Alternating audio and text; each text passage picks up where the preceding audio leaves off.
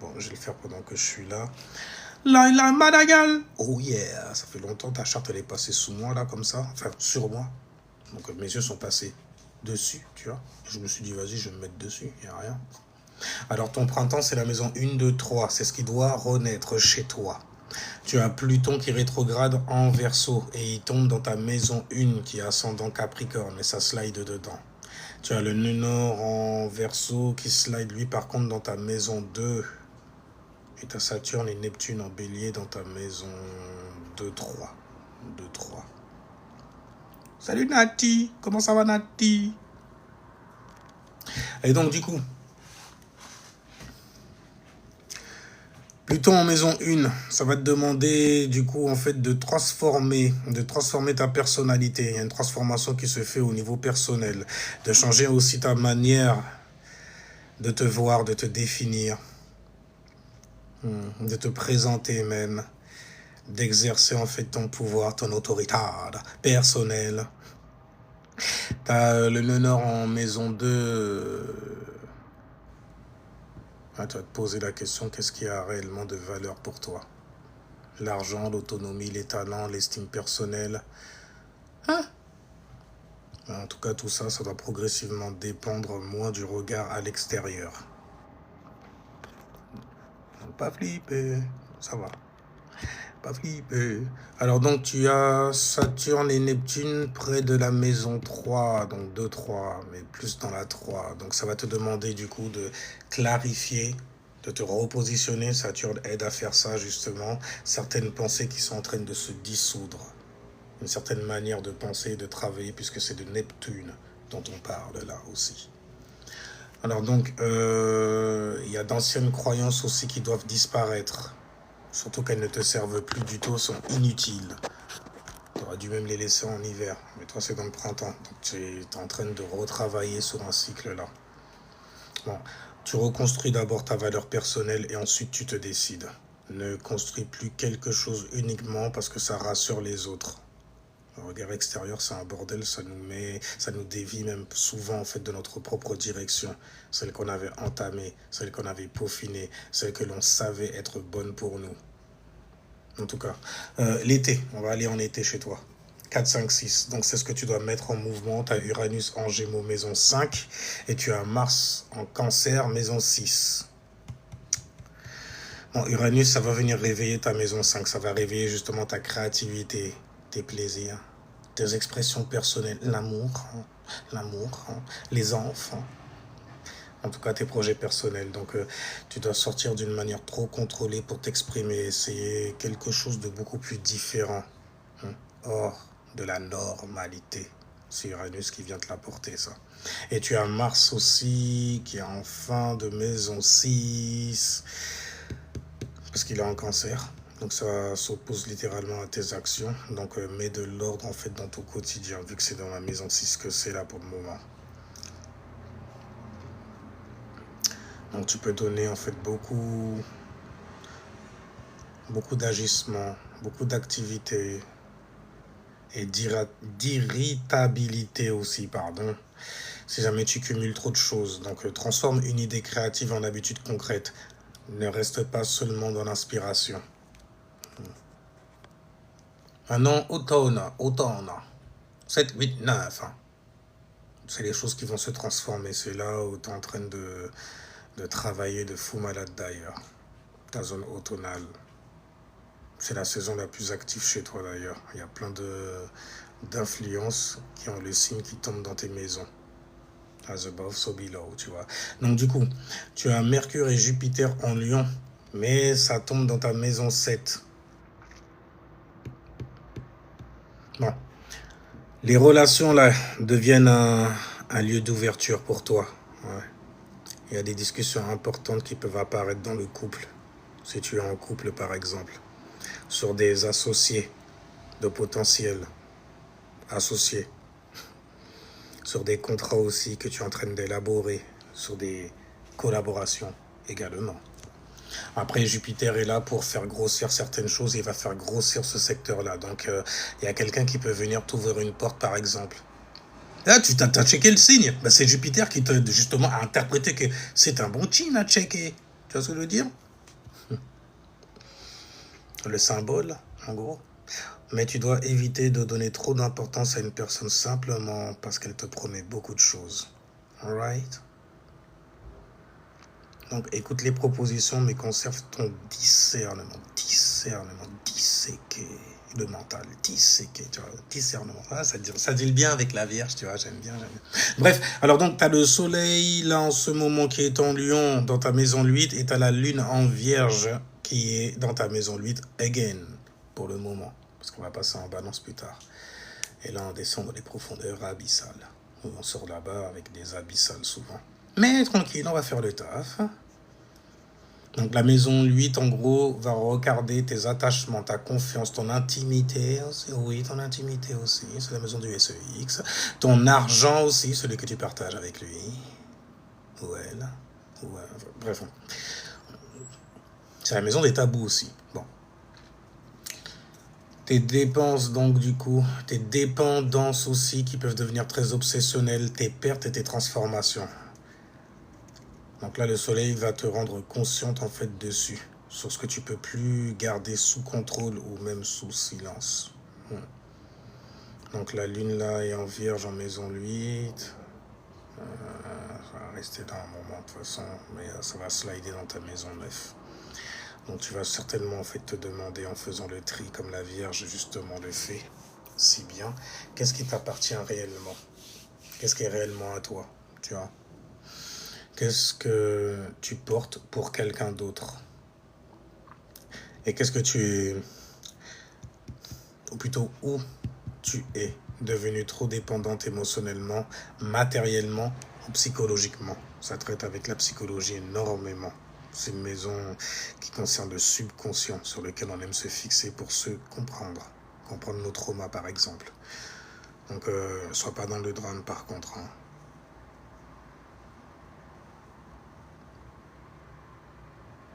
Ouais, sois pas dans le drame et tout ça. Tu pourrais l'être facilement, toi, là-dessus.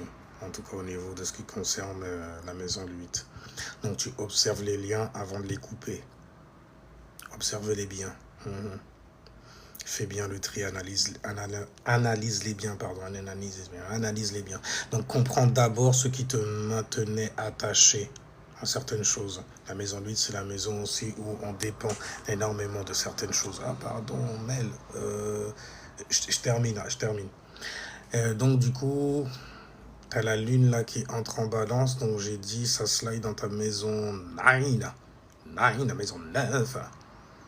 Donc, c'est un beau passage, l'air de rien, parce que c'est la maison 9.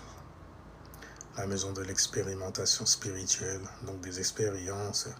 Donc, c'est bien, en gros, c'est un bon passage, justement, pour prendre du recul. Retrouver une vision beaucoup plus équilibrée, apprendre, voyager, discuter philosophie ou même spiritualité. Rencontrer quelqu'un aussi qui vient d'un autre univers. Un univers beaucoup plus lointain. Ouais, c'est bien ça. Retrouver du plaisir dans l'ouverture intellectuelle. Enfin, bien stimulé, tu vois. Donc là où la maison 8 va te demander qu'est-ce que tu dois transformer, la maison 9, elle, c'est maintenant que tu as compris ce qui s'est transformé, que tu as été illuminé, que tu as fait la lumière dessus. Tu vois.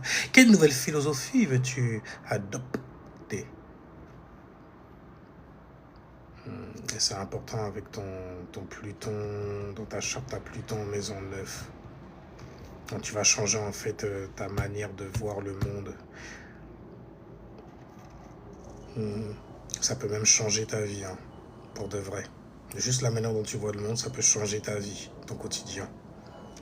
Maison 10, 11, 12, donc là on ferme le bail, c'est pour l'hiver, donc du coup c'est ce que tu dois assimiler, c'est ce que tu dois lâcher aussi complètement parce que c'est en train de crever, c'est en train de se cristalliser et ça va se dissoudre ensuite dans la maison 12.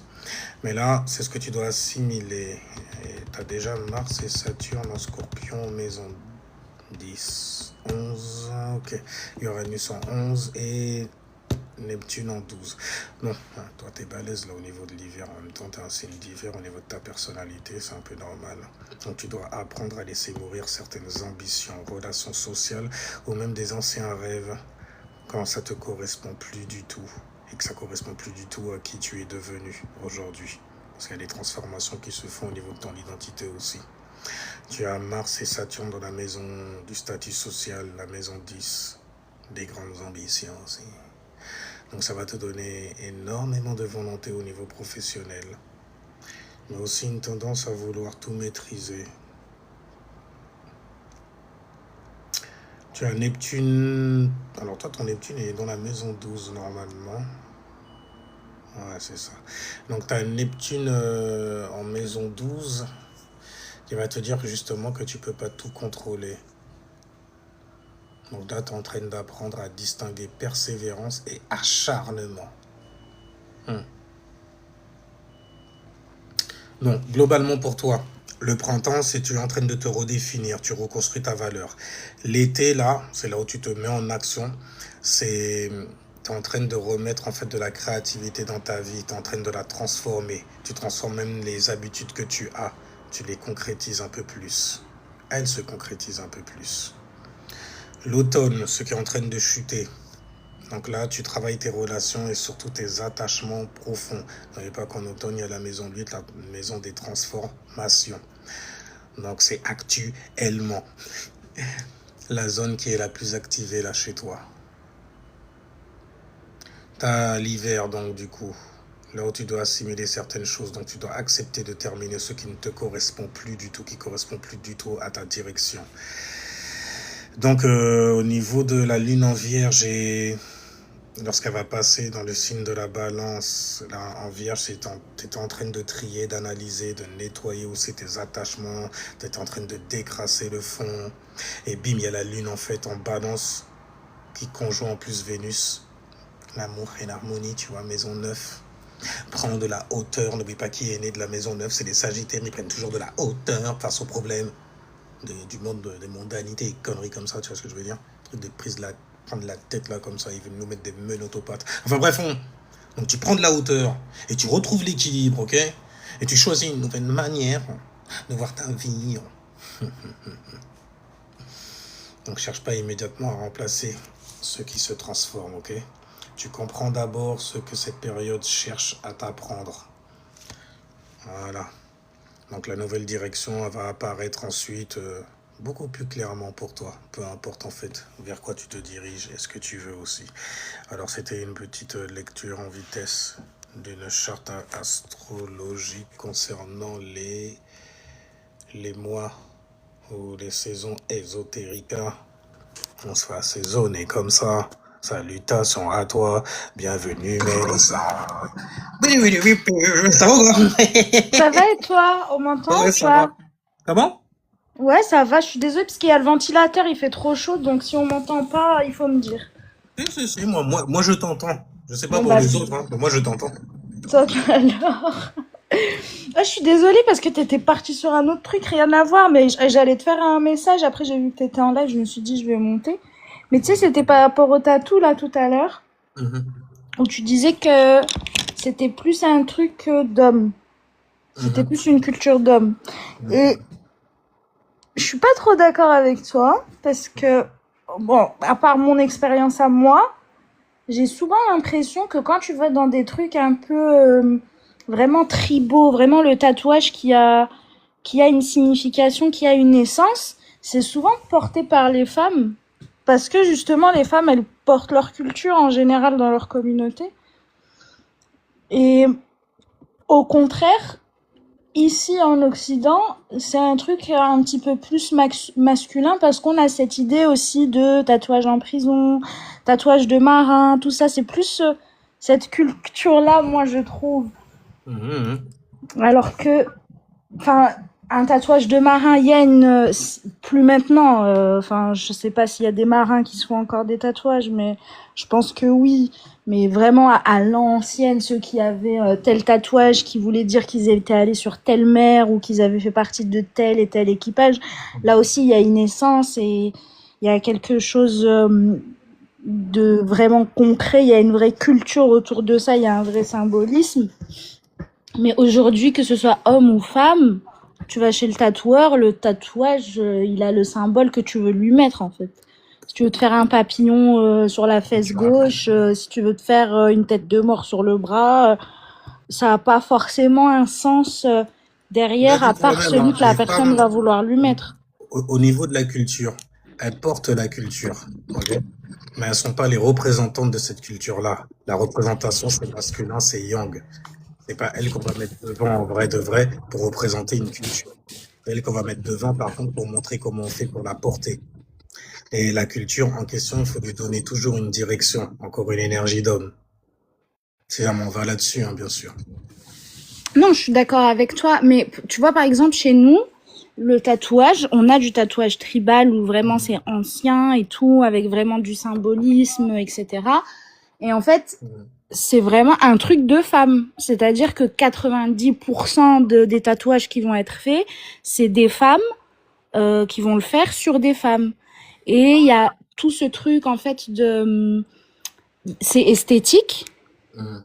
mais il y a aussi le côté médicinal, tu vois, amulettes de protection, ce genre de choses, des endroits que tu vas tatouer en particulier parce Tu que parles de ça va protection, tu parles masculin. Tu parles de symbolisme aussi et d'interprétation des symboles, c'est masculin. Oui, non, mais je dis Après, pas le que, côté maquillage et tout, je comprends en fait quand tu dis oui, ça te rend, c'est comme une sorte de valeur ajoutée. Mais habituellement, t'as pas besoin de te maquiller pour, comment dirais-je, faire grossir, en gros, intensifier ta valeur. Au contraire, même, c'est un signe qui va être tendance et qui va avoir tendance, ne serait-ce que dans la nature, à te dévaluer. Parce que dans la nature, par exemple, les lions ne se maquillent pas. Ils viennent avec un certain pelage, qui est déjà en fait une certaine forme pour pouvoir communiquer. oui, bah là c'est pas du maquillage. J'ai dit maquillage? Non, ça reste de la parure. Non, c'est moi qui ai fait la correspondance avec Ah le ok, oui, côté oui, maquillage mais bien et sûr, l'énergie oui, féminine, ça quoi, en reste de gros. la parure et ça reste aussi du rituel et ça reste un rite de passage, etc. Mais quand je dis c'est une culture de femmes et c'est les femmes qui le portent, en tout cas chez nous, qui le portent et sur elles et dans la pratique, tu vois, c'est que il y a des symboles et sous chaque symbole il y a une signification et c'est beaucoup de transmission orale en fait, c'est une culture orale. Qui Et valide du ça? comment? C'est toujours des hommes qui validaient ça. Si tu regardes en Égypte ancienne, les mecs, en fait, ils se mettaient des espèces de trucs noirs, là, comme ça, sur les yeux. Oui, je suis d'accord, Tu vois. mais dans le sens où tu vois, par exemple, Alain Soral qui disait que c'était un truc pour les mecs et que les femmes savaient pas se tatouer et savaient pas quoi se faire comme tatouage, etc. Je dis pas que il y a pas l'homme qui va mettre le symbolisme et qui va porter entre guillemets cet étendard, mais de dire que la femme, elle peut pas pratiquer et elle a pas la culture du tatouage, ça dépend de quelle culture on parle. Parce qu'il y a des cultures où effectivement, bah, Mais c'est lui, il parle, en pas, fait, voilà. son point de vue, souvent, il est tiré, en fait, du point de vue des Grecs. Lui-même, il a dit que c'est un mec qui kiffait, en fait, la Grèce antique, ce genre de choses-là. Et donc, forcément, toute la culture qui va avec. Et les mecs, là-bas, c'était pas vraiment des mecs. C'est un peu comme en Égypte ancienne. Si jamais tu vas, par contre, chez les tribalistes Mykonos. eux-mêmes. Non, mais c'est vrai. Ouais, mais non, mais pour de vrai. Non, Si mais jamais, par après, contre, tu vas chez les mais en tribalistes et tout. Méditerranée, il y a toujours eu cette culture-là, même chez les Romains, là, avec les Spartiates et tout, ils se la mettaient entre eux, hein. C'était un rite de Ouais, parce passage. il y avait une tension. Ouais, non. Après, ils ont appelé ça rite de passage et tout, et faible, des conneries comme ça et tout. Mais c'est parce que c'est des mecs, en fait, qui restaient trop souvent entre mecs, c'est tout. Donc, c'était je veux dire, dès que ça donne pas naissance à quelque chose, c'est un faux rituel pour moi. Ça veut dire que c'est juste récréatif. Ça veut dire que t'aimes bien t'amuser et tout, et puis voilà. Bah, moi, ce que j'avais Pour appris, t'amuser de la prostate, c'est tout. ouais, c'est ça, mais de ce que j'avais appris, je sais plus si c'était, mais je pense que ça devait être chez les deux, hein. Quand je faisais du latin, elle nous avait expliqué que souvent les professeurs avaient des rapports avec leurs jeunes élèves Ouais, pour les masculins, respecter, parce que du coup, c'est le que les jeunes savoir. garçons, hein, qui avaient le droit d'aller à l'école. Enfin, Exactement. à l'école, c'est Et peut-être tous les pas encore politiciens, l'école, mais voilà. ils étaient voilà, quoi. Et que du coup, c'était limite un truc obligatoire, quoi. Que vraiment, tu fais ça avec ton élève parce que tu vas lui apprendre la vie, tu vas lui apprendre machin, et nanana. C'est le culte de Janus. De Janus, ouais. Mhm. Et Janus, c'était un dieu qui correspondait justement à tout ce qui est politique, tout ce qui est individualité, pour pouvoir en fait donner son avis, donner du voltage et faire passer son idée très authentique. Tu vois, ça fait penser aux Verseaux. Ça, les Verseaux avec Uranus là. Et Uranus, c'est un salopard. Et la mythologie d'Uranus, elle est dégueulasse en vrai quand tu vas dans les détails. Très Mais ouais, je dégueulasse. t'avais envoyé la vidéo, non, avec les slides là qui parlaient justement de la mythologie d'Uranus, mais chez les Babyloniens. Ah, sans blague, encore eux. Non, mais si, je crois que tu m'as envoyé un truc sur... Si, je crois que je t'avais envoyé un truc comme ça, où il s'appelait Magal ou un truc comme ça, Magala ou quelque chose comme ça, et où Ah ouais, puis il c'était... te met une correspondance comme quoi le Verseau, c'est un vrai diablotin en vrai. Oui, c'est ça, que Ah c'était, ouais, en je fait, vois. c'était le chaos, quoi, que justement la correspondance, c'était qu'en fait, il versait l'eau pour dissoudre tout, quoi, pour mettre le chaos et... Dissoudre tout, la dissolution vient après. Justement, le signe qui vient après, c'est le poisson. Voilà, et c'est ce qu'on se disait du coup, que tu comprends encore mieux, en fait, pourquoi le poisson, il arrive derrière le Verseau. Mhm. Indeed. Salutations, Bulma. Oh bah, Mais voilà, c'était juste pour partager ce truc-là. Après, moi, je vois où tu veux en venir, mais c'est vrai que bah, en après fait, comme aujourd'hui, chacun sa culture et donc forcément, il y a des trucs où on n'a pas du tout la même vision avec les gens, c'est normal. parce que les hommes mettent plus leur centre d'intention en fait sur certaines choses qui devraient concerner en fait le mariage, le couple, la fusion en fait des énergies. Tout le monde en veut, tout le monde en fait veut s'individualiser. C'est l'air qui veut ça aussi quelque part, mais ça ramène énormément de chaos, hein. Énormément dans les choix que l'on fait, même ne serait-ce que de partenaires aussi. Un vrai bordel que ça ramène. De vouloir s'individualiser. Ah oui, à outrance comme ça là, c'est un bordel. Parce Mais que vous êtes des si êtres en fait tu sociables. si tu Vas-y, dis-moi. regardes la période de l'adolescence, par exemple, le moment où vraiment tu commences à te détacher de ton parent et que tu as envie d'être un individu à part entière, etc., souvent c'est des crises. On dit crise d'adolescence et on met ça un peu voilà comme une étiquette, c'est le mauvais âge, etc. Mais il y a vraiment tout un processus psychologique et psychique qui est en train de se faire entre l'enfant et le parent. Et ça, je l'ai appris quand j'ai passé mon diplôme, quoi. C'est souvent en fait, c'est à l'âge de 18 ans jusqu'à tes 21 ans. Tu vois que ce sont des années qui te donnent 9 et 3. Dès que ça te donne 3, 6 ou 9, tu es dans une année où tu dois assimiler quelque chose et tu dois faire mourir une chose qui est ancienne. Mais quelque part, ça fait aussi partie de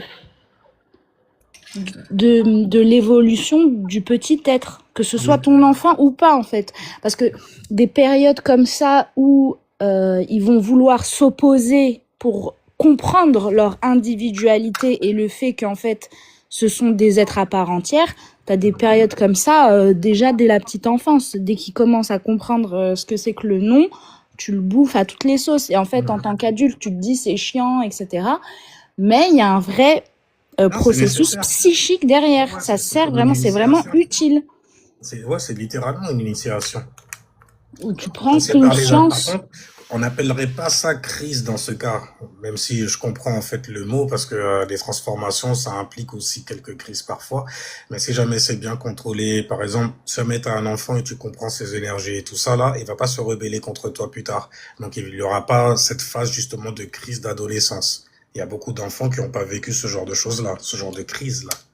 Oui, quand je dis crise d'adolescence, je le mets au sens large, c'est-à-dire que, je sais pas, ta gamine, d'un coup, elle commence à vouloir être faire du rock et elle kiffe le truc gothique et tout machin, et toi, t'es à l'opposé de ça, Mhm. sans forcément qu'elle te fasse chier, sans forcément qu'elle te fasse des problèmes, qu'elle s'embrouille avec toi, elle va quand même essayer de te montrer une opposition et te dire, t'as vu, je suis pas comme toi, j'ai mes centres d'intérêt à moi, j'ai des trucs qui me plaisent à moi, Oui, et j'ai pour un pas père envie en d'être fait qui a comme manqué toi. d'attention, qui lui a pas donné en fait l'attention qu'elle attendait, ni les explications lorsque il lui a donné du non.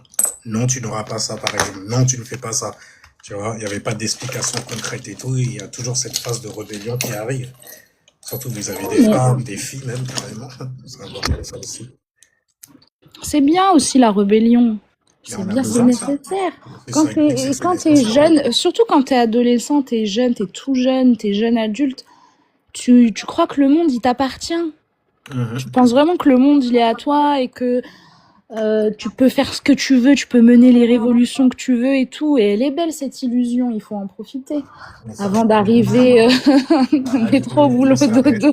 dans la réalité, est-ce que ça a réellement une place? Parce que une fois que ça arrive dans la réalité, si jamais on laisse passer certaines formes de rébellion, c'est que ça correspond à un agenda pour pouvoir structurer autre chose ou pour pouvoir faire en sorte que certaines personnes qui laissent passer ces agendas-là, justement, ils puissent garder leur position. Tu vois. Mm. Mais c'est Mais vrai bon, que ça, c'est là, autre plus chose. on avance, plus on lâche du lest quand même. Ah oui, mais on n'est même C'est pas en bas, hein. que On est encore en haut, hein. la rébellion, les rébellions qu'on faisait, moi déjà, et encore, je suis pas si vieille que ça, mais les révolutions, entre guillemets, qu'on faisait nous en tant que petit ado, machin, c'était pas encore les mêmes que ta génération ou la génération de ma mère. Mhm, mhm. Mais là, c'est vrai que, tu vois, le truc qui m'avait vraiment choqué, moi, ça y est, ça faisait un petit moment que j'avais arrêté l'école, hein, c'était le truc du prof, là, qui s'était fait décapiter en classe. Oui, je me souviens de ça. Et je dis pas que, voilà, mais je sais pas, nous, on avait pas peur de nos professeurs, mais t'avais quand même cette conscience de se dire, putain, les mecs, ils ont choisi d'être là, quoi. Ils ont choisi de t'enseigner. Il y avait un respect, oui, qu'on t'inculquait, mais ça, c'est fini. T'as toujours un prof ou avec qui ça va pas trop passer, et puis voilà, des fois ça va un peu clasher et tout, mais c'est le jeu aussi quand tu vas à l'école. Et heureusement. Moi, j'ai vu ce changement-là justement quand. Après, c'est toujours politique, c'est ça qui est chiant. Mais on te laisse rentrer des personnes qui n'ont pas cette culture-là, le respect en fait envers l'autorité. Tu vois, donc on te fait rentrer des gens qui viennent de d'autres cultures ou par exemple la nécessité d'avoir un homme à la maison et pas c'est pas nécessaire quoi au final. Et donc ça te donne des enfants qui sont extrêmement rebelles quand tu leur demandes en fait ou que tu leur parles même carrément de devoirs, ou tu leur dis de faire des devoirs. Les gens rebelles à la mort pour ça seulement. Moi, j'ai déjà vu des mecs claquer des profs, hein, pour des trucs vraiment stupides. Je fais, mais c'est quelque chose qui est normal. Et toi, justement, de trouver ça normal, ah ben, eux-mêmes, ils te trouvent anormal. Ils te disent, ouais, mais non, tu devrais te rebeller aussi, t'es qu'un bouffon, nanani, nanana. Je fais, non, mon gars, moi, je fais mon diplôme, je vais réussir dans la vie. Tu vois? Mais ils ont pas la même conception parce qu'on leur a pas donné, l'éducation là-dessus nécessaire. Mais tu sais, peut-être je vais aller dans le cliché et tout, mais j'ai l'impression, moi, que enfant d'immigrés, ça va. Enfant d'enfants d'immigrés, il y a un truc qui, il y a il y a une hargne chez les parents qui sont pas la même. Moi, Ouais. j'ai vu ça, hein, c'est des parents où en fait c'est eux qui sont deuxième génération, c'est leurs parents à eux qui sont des immigrés. Donc ils ont grandi en France et tout, ils ont eu leurs enfants en France. Et il y a un truc où t'es hargneux, c'est belliqueux, c'est combien de parents qui D'avoir s'embrouillaient vu, avec les profs.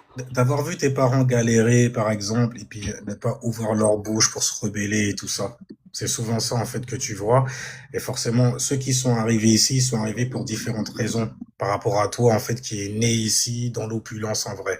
Eux, ils avaient rien, ils sont arrivés, donc ils ont dû, en fait, se fondre littéralement dans la masse et accepter ce que, par exemple, la génération d'après va trouver inacceptable. Travailler au moins 6 heures et tout, 6 heures de ma life que vous prenez, vous êtes des fous. Tu sais, Ouais, mais et surtout forcément. enfin moi je trouve que c'est l'éducation qu'il y a derrière. C'est des fois c'est chaud, hein. Des fois Ah, mais il c'est y en a, ils font vraiment leur chaud. éducation sur Internet, c'est ça le problème aussi. Des fois c'est vraiment chaud. Des parents, tu vois, où leurs enfants, ils peuvent faire n'importe quoi, ils seront toujours parce Oui, qu'en fait ils sont aussi enfin, c'est complice. pas bien ce que je vais dire, mais je le pense en vrai. Ils Complice. sont aussi racailleux que leurs enfants, tu vois. Ouais, Et bah ouais, leurs ils sont enfants sont des complices. racailles parce que leurs parents sont des racailles. Souvent. Dans la Souvent. façon de parler et Il tout, y a des mais trucs, moi j'entends par exemple des enfants dire certaines choses, je me dis, mais tu sais qu'il y a beaucoup de gens qui t'écoutent et que ton père ou ta mère peut tomber dessus, mais tu crains pas ton père et tu crains pas ta mère non plus, t'en as rien à foutre. Donc bah oui, t'es parce comme qu'ils ça. parlent pareil que toi en fait. Ouais, et souvent même eux-mêmes, on n'a rien à battre de toi aussi. Donc, quelque part, souvent, t'as des gens, ils sont là pour avoir de l'attention parce que papa et maman m'en ont pas donné, etc. Et puis, t'en as d'autres, c'est juste pour faire les rebelles, pour faire les gens, voilà. Et d'ailleurs, ils incitent les gens à se foutre dans la merde souvent, alors que eux, demain, ils reprennent la boîte de papa ou de maman, hein, Mais oui, tu vois. Donc, ouais, on n'a pas les mêmes priorités, hein, ça, c'est sûr. On n'a pas les mêmes lives non plus. Je vais couper ce live-là parce que j'avais deux chartes dessus. désolée. Il faut que je les extirpe, tu vois, pour pouvoir les donner ensuite. Mais écoute, ben, on reprendra ce genre de conversation dans d'autres lives si tu le souhaites. Avec plaisir. Hmm. Et c'était un plaisir de t'avoir. Merci. Moi aussi, c'était un plaisir de monter. Alors les gens, restez safe spirituellement, en sécurité, sans vous fabriquer d'insécurité, de trop de sécurité à l'intérieur, ça crée des insécurités aussi. Et je vous dis ciao, peace, jusqu'à la prochaine vidéo. Allez me reposer quand même, parce que j'ai beaucoup travaillé cette semaine. Ouais, quand même, ouais.